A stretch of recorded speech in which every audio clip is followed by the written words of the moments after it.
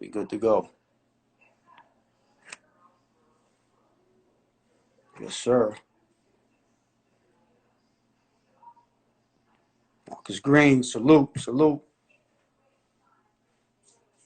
We're definitely gonna chop it up too. Definitely. Remember watching you at St. Bonaventure. Damn, he ain't come on. I don't know what happened. Man. Let's see.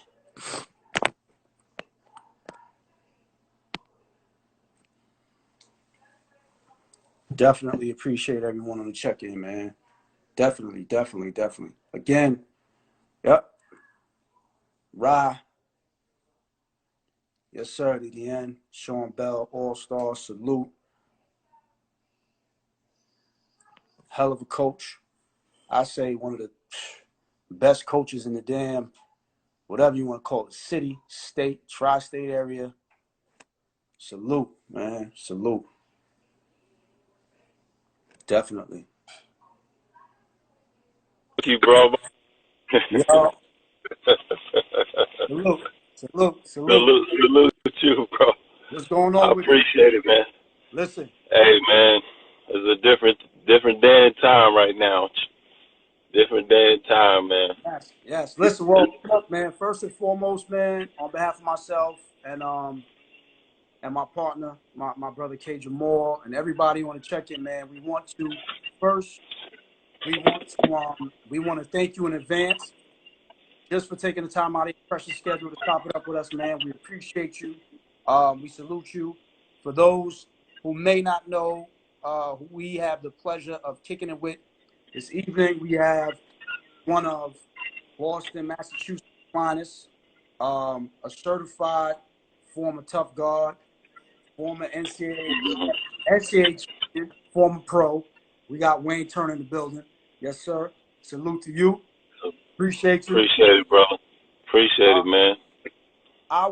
Really quickly, the premise of, the podcast and the page is pretty much pay homage to guys like you, and all the guys that have played and have left their mark. You, the Jamel Thomases, the Charles Jones, the Hishamu Evans, the Spoonie Pens, and all the guys, man, that have played and pretty much have left their mark some way, shape, or form, man. So, again, thank you for joining us. We appreciate you, and, definitely looking forward to just hearing your story and your journey, man. I think one of the first questions that I wanted to ask you was, how did you get started with the game? Who introduced you to the game, and who were some of your influences early on? I appreciate you for asking that, man, because that's important to me, especially because people need to know that don't know, how I got started. And I picked the ball up when I was about 6 years old, probably. And I had a cousin. My cousin, name's Calvin Hill, a.k.a. we call him around the way, Ice. He developed that Iceman name because he was smooth, with it on the court. And, I used to go watch him play. He's about 2 years older than me, and I used to go watch him play in the Little League. And, but I was too young to play. He was, like I said, he was 2 years older than me. So he was able, to go in the gym and play. I think you had to be like at least 8 years old to play in our 13 and other league. So, one day he brought me down there, and, I liked the fact that he was getting all that attention for being so good, at basketball. And that's what influenced me and made me want to be good. So he's the one, that pretty much, put that, that influence inside of me to, to become a ball player. I still was in love with football. I was in love with the game of football. But when I saw that basketball and I saw, how he was, just shining out there, I wanted to be like him. And, yeah, man. And from then on, it just, just carried on as I kept playing and got better and better. It just carried on. I started hearing whispers. And, yeah, so, that's pretty much how it all started. In my neighborhood, I mean, that's all we did. That's all we was known for. Football wasn't even we did that for fun on the side, but basketball was it in my neighborhood. I mean, everybody, it was almost like, and you can ask people from Boston, it's almost like we had our own little mecca in that one neighborhood. We had so many guys that had so much potential to come out. So going down to the recreation center was like, I had to wait on the sideline before I could get on the big stage, once I was able to play. So, yeah, man, a lot of thanks and big up to him for definitely encouraging me and influencing me to get started with the game. Now, when did you realize that you were actually good and getting better, and started to realize that, you know what, like I'm all right, like I could play, I could probably, maybe I can do something with this? Probably till I would say about 11. About 11 years old, I felt like I might have, like I was getting advice about having a chance to, play college basketball one day. One of my idols and mentor at the time, he's from the same. I'm from Mission Hill, which is a small a neighborhood inside of Roxbury in Boston. And the guy's name was Ron Jackson. And Ron Jackson went to Providence College back in the day, played with Otis Thorpe. That was his guy. That's all he really talked about. That's what I remember. Otis Thorpe was his guy. And, he talked about playing against Jordan when he was in school, Patrick Ewing. And this guy, really had a shot to go pro. I mean, he had to try out with the Celtics. It didn't work out. But he was, someone who definitely used to be in my ear about, having a chance to play college basketball. And then once I got to high school, at 14, then when them letters started coming, that's when I felt like, okay, I might have an opportunity here. So how did you decide on I know you went to Beaver Country Day, right? Now, how did you decide on that school? Like, what were your choices? Because being from New York, if you're in the 8th grade and you are one of those players that everyone knows about you, it's almost like college. Like, high school coaches are recruiting you. You're being told they want you to come to this school, come to that school. How did you pick that particular school? Well, they kind of picked me. I was playing in I was at a Dana Barrows camp. Dana Barrows, D. Barrows is from the inner city of Boston. So, we looked at, that was the guy when I was coming up. He was, the man in the city at the time. And I can't forget my guy, Ramil. Ramil was out there, but Dana was the guy. Ramil's from Cambridge. He's from the inner city of Boston, Mattapan. So Dana pretty much gave us scholarships to go to his camp. His camp was out in the suburbs in Dedham, Mass, where his high school was. And he gave us scholarships. I was in the 7th grade, going to the 8th at the time. And I met someone there who I played against, now my god brother. He basically was already at Beaver Country Day School. And his dad at the time was Al Rue, to be clear, was recruiting inner city kids. He was just recruiting kids to come out there. Beaver Country Day wanted to do something with their athletic program. It wasn't on the map. They wanted to put it on the map. So he was going inside the city and getting kids, who, wanted that opportunity, and kids that he felt like could succeed in it. So after that camp, obviously I put in work.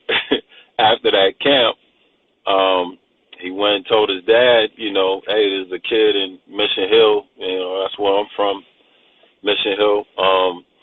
That's pretty good. I think and he's going to the 8th grade. I think you should go check him out. So, he came down to a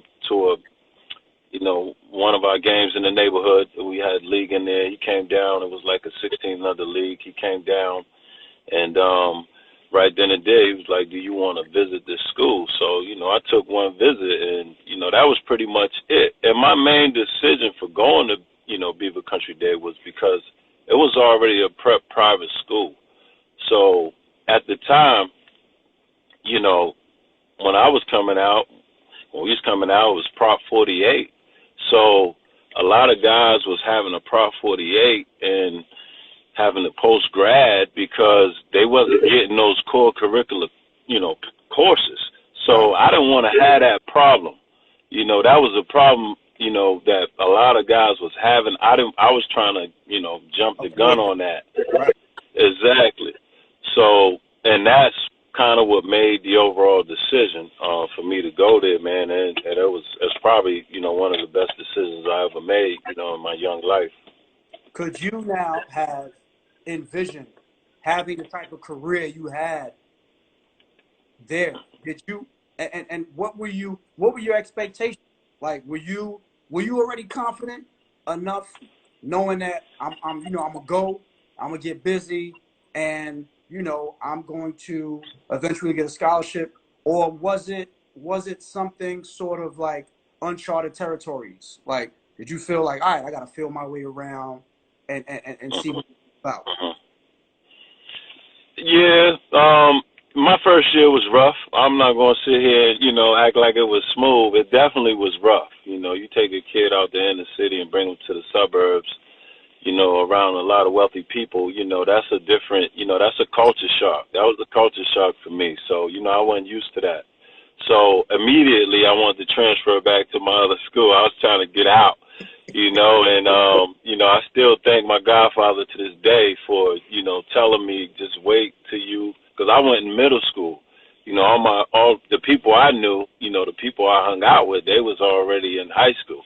Ninth and 10th grade. So I had to go through the middle school where I was just a little more mature than the people, what I'm saying, that was in my class. At least that's what I felt. I just thought it was too, I hope no one don't take it. It was too nerdy for me. I wasn't, I wasn't there yet. So I was trying to get out of there, and he fought for me because I wasn't convinced. I felt like I had to change of heart, but as soon as that next year came into play, it changed. The whole environment, the whole culture seemed like it changed. It just went like another. Like I was like, okay, this is what I came for. You know what I'm saying? This is what I wanted right here. And I played JV in the 8th grade, and that helped a lot more. That helped a lot because I was playing with, high school kids, so, a little more mature. There was no way I could play middle school there. The competition just wasn't there. Right. And then once I got to 9th grade, it was pretty much, it still was, it was still a little bumpy, but, after that year, I got used to, that whole academic process, because that's what really, was the challenge, just all those 5 courses. In public school, we was probably getting, a couple of textbooks and bringing them home and putting the paper bag on them and putting it, doing the graffiti or whatever on it and putting it aside and maybe glancing at a reading project. But at Beaver, you had to, they challenged you. They made you do the work, and, that's what I wanted. So now let's talk about now, once you get past your freshman year. Now, when does it become evident that, and I don't want to skip anything, but when does it become evident? When does it become evident that you are going to become a major Division I college basketball player? At what point did you know, like, all right, like, nah, like I'm gonna play like big time college basketball? Wow. So I realized when my coach came to me after the season and was like, "You got invited to Nike Invitational. They want you to come out there. They're gonna fly you out there." I think it was in Indianapolis at the time. That and he was was like, Nike All-American camp? "Yeah, it was the Nike All-American. Yup, that big one. That everybody pretty much Yes. went to." And Yes. I was just like, "Wow, this is happening." And I didn't know what that was. I just thought it was a regular basketball camp. But he sat down and told me, "Look, these are all the people that are going to this camp. These are all guys who are, ranked nationally in the country." And at that point, I was top 5 or I was like top 5, at least top 10 at that point in my class. In the And that's when I kind of sensed, in the country. Now, what year? And that's when I kind of sensed. What year was that for you? That was that was my freshman year. So that was 1992, I want to say, or either 91 or 92. So your freshman year, you're already top 10 in your class in the country. So my freshman year, yup, that's when I started getting the whispers that, and at least that's what he told me. I didn't see it, but he told me that. My coach was he's pretty honest about, things that he told me. And he was excited about it. So I was like, wow, this is amazing.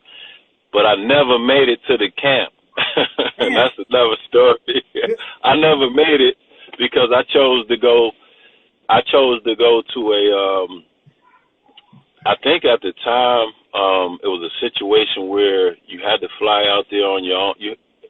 Nike was providing your transportation, and then but college coaches couldn't be there. All they had was the recruiting analysts and stuff like that. I think something happened where the NCAA got involved and they started taking away certain benefits. I want to say it was a situation maybe that happened with I don't want to throw nobody out there, but I think it may have been like someone was getting flown somewhere. You know what I mean? Back and forth. You know what I'm saying? And I remember reading it. I was like, oh, so they had to mess it up for everybody. So the NCAA jumped in there and was like, well, if you go to Nike, this is what's out there. We'll fly you out there, pay for your meals, whatever have you, but there can't be no coaches there. There'll be recruiting analysts, and, I think Bob Givens was the guy at the time. I don't know if he's still doing it, but he was the guy at the time ranking everybody at that camp. Right. And then you had, I think it was like Adidas ABCD, but I didn't get invited to that. I didn't get invited to that until later on, but so I never went. So my coach did a good job of persuading me, and because I wanted to see the coaches. So I ended up going to a tournament in Florida,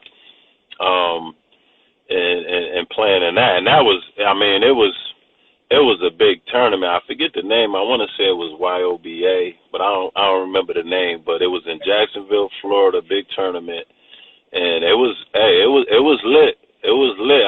Shaheem was down there, Bevan Knight, Ray Allen was in that tournament. Riverside Church was in there. It was Stackhouse, I think, was with Riverside at the time. So it was still, you know what I mean? It was a lot of, competition still in that tournament. But, to this day, I'm like, what would have happened if I went to Nike? So now, when do you end up going to ABCD? And as now, the further along you go, sophomore, junior, I'm assuming your buzz grows. Now, when do you get invited to ABCD? And I also want to ask you, when you got a chance to go up against some of the top players in the country, how did you feel? Okay. So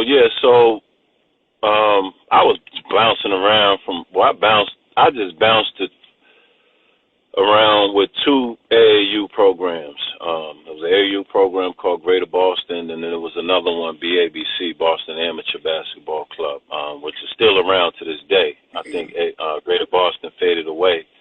But I, went back and forth. You want to play with your boys. All my boys is on BABC, but I was that guy for Greater Boston.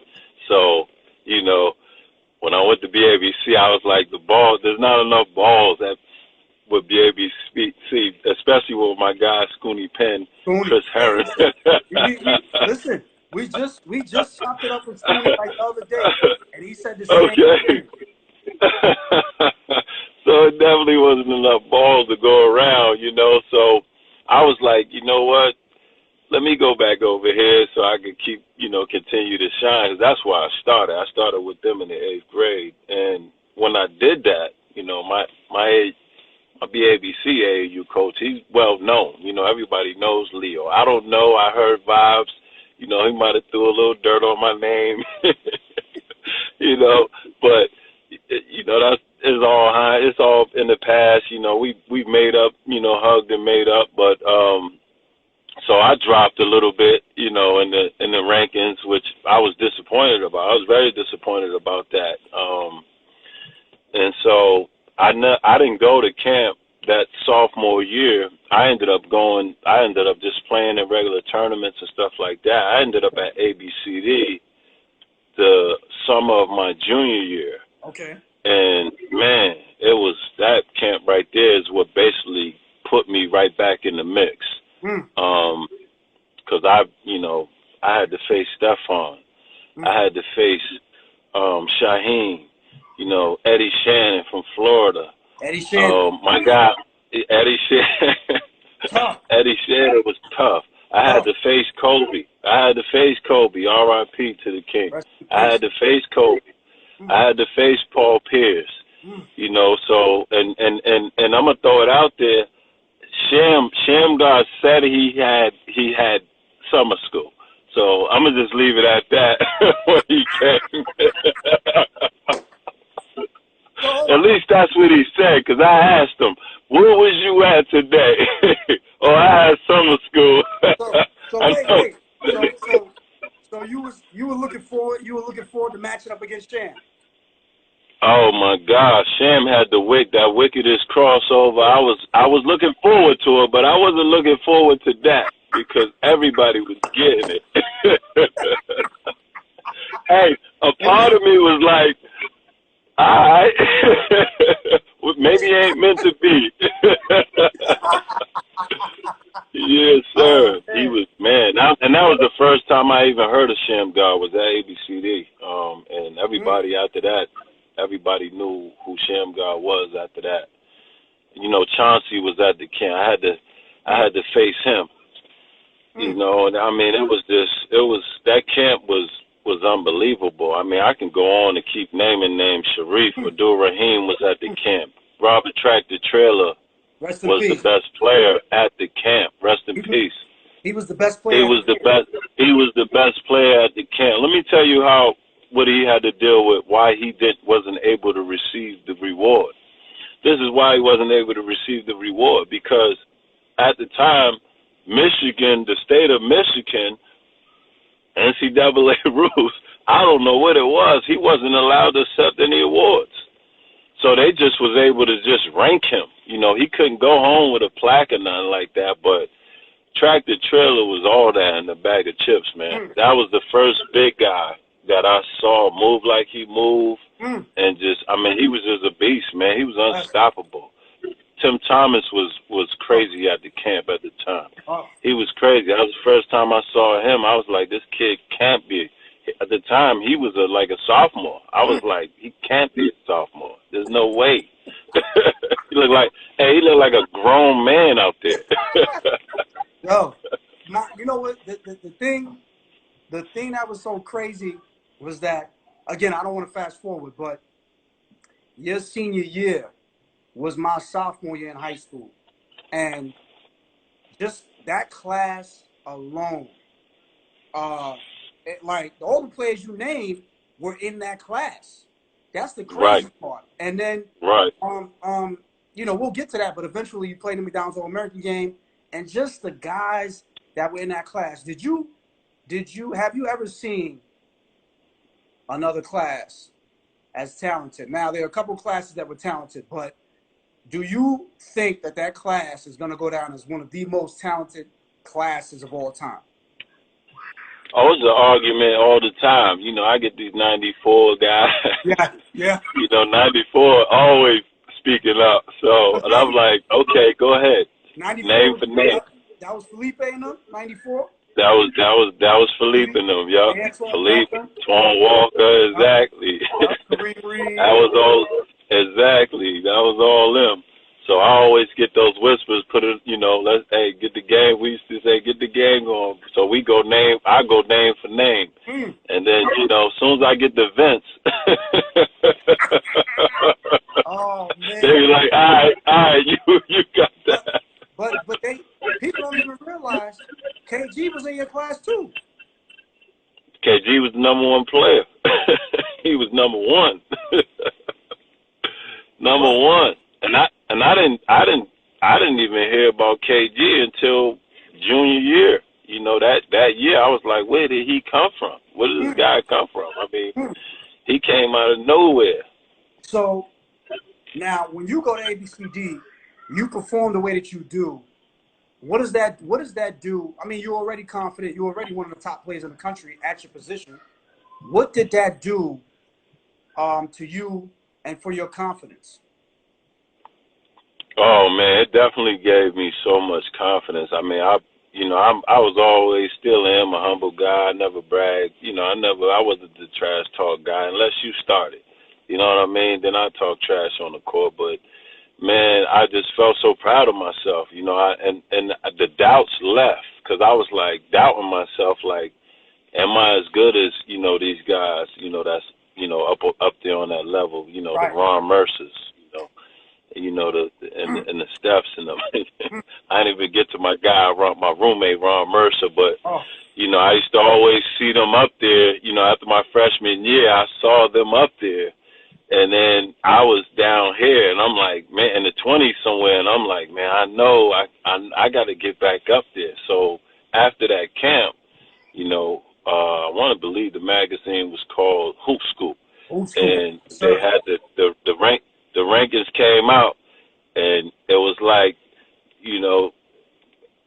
I was like right there. I was like, I might have shed a couple tears when I saw that because I was like, I'm back in the mix, because I wanted that top 5. I wanted that USA Today, front cover. I wanted it. I did. I started watching it when J. Kidd was on the cover. So, I always wanted to be that guy. And I made it, but I wasn't, my picture didn't get in there, but I made it on the cover.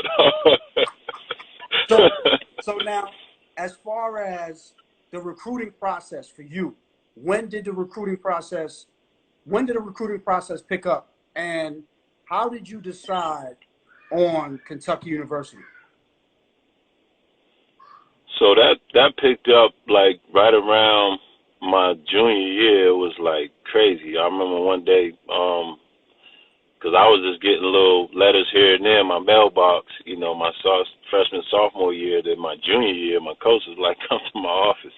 And he had like these big boxes full of letters.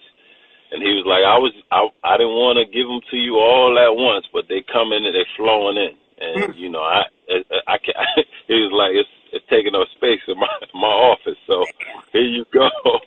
So they was just pouring in. I was like, wow, handwritten letters from, Bob Knight, handwritten letters from, Kansas. I remember. What's that? Handwritten letters. Handwritten ones. And I was like, wow, this is impressive because I was getting the questionnaires at first. And then my junior year, they started coming in. I was like, wow, this is real. This is really real right now. And I mean, when I tell you it was so stressful, I don't think I understood what stress was at the time. But, man, I was like, my head was hurting every day with the, where you going? Where you going? Wow.